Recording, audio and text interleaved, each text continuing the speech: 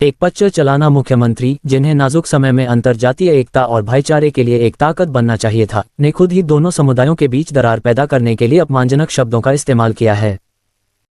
उदाहरण के लिए, अप्रैल में उन्होंने आरएसएस के मुखपत्र ऑर्गेनाइजर को बताया कि विदेशी कुकी आप्रवासियों ने राज्य के मूल आदिवासी लोगों के सामाजिक, राजनीतिक और आर्थिक मामलों पर नियंत्रण कर लिया है, जिससे स्वदेशी लोगों की संख्या कम हो गई है। राज्य दोयम दर्जे के नागरिकों के लिए है, एक ऐसा दावा जिसका कोई मात्रात्मक या गुणात्मक आधार नहीं है।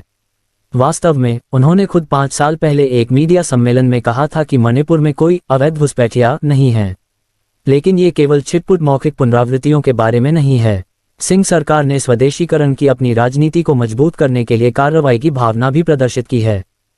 मैतेई नागरिक समाज की मांगों का जवाब देते हुए इसने मणिपुर की आबादी से अवैध प्रवासियों को बाहर निकालने के लिए असम जैसा राष्ट्रीय नागरिक रजिस्टर एनआरसी पेश करने की इच्छा व्यक्त की है। जिस तरह असम एनआरसी ने बंगाल मूल के मुसलमानों की भारतीयता पर सवाल उठाकर उन्हें असमान रूप से प्रताड़ित किया, उसी तरह मणिपुर में भी इसी तरह की कवायद कुकियों को खतरे में डाल देगी, जिनमें से कई के म्यांमार के साथ पीढ़ीगत संबंध हैं और उनके पास औपचारिक दस्तावेज जैसे जन्म प्रमाण पत्र और भूमि नहीं है।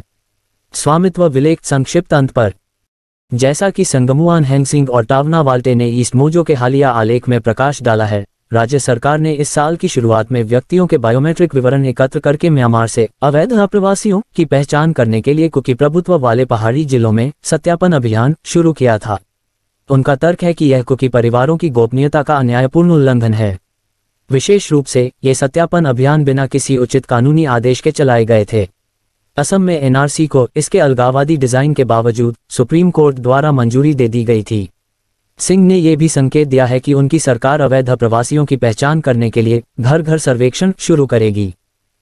इसने जनवरी से अब तक म्यांमार की सीमा से लगे चुराचांदपुर और तेंगनोपाल जैसे पहाड़ी जिलों से म्यांमार के कम से कम 100 शरण चाहने वालों को हिरासत में ले लिया है।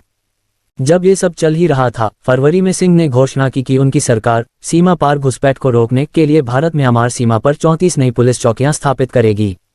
इस बीच इम्फाल के सहयोग से केंद्र सरकार सीमा पर कटीले तारों की बाड़ लगा रही है।